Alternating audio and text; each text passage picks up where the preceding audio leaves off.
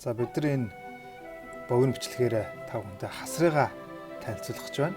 За хасрыгаа яг танилцуулах гэж байна гэвэл 10 сарын 3-ны өдөр хасар маань автомашины хүн тосолд ороод тархиндаа томоохон гэмтэл авсан. За энэ гэмтлээ улмаас л тархиндаа 2 хагалгаа, хоолойны хагалгаа, за удахгүй нүүрний хагалгаанд ор нийт 4 хагалгаанд орох ёстоос 3-т нь орсон байгаа. За хасар маань энэ жил 21 настай Сингапур улсад зочид буудлын менежмент чиглэлээр сурдаг ийм залуу. За хасрын маань биеийн байдал одоо дээрдэж сайжирч байгаа.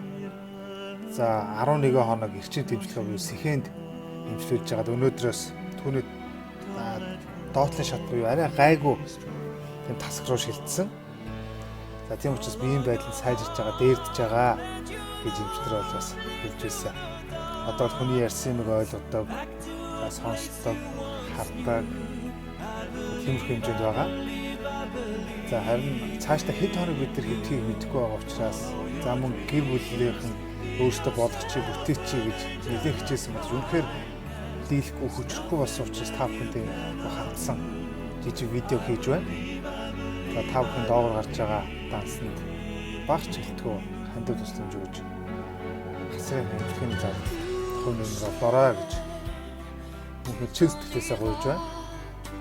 За ингээд хасрынхаа биеийн байдлын талаар та бүхэндээ дараа дараагийн видеогоор уулзах болно гэж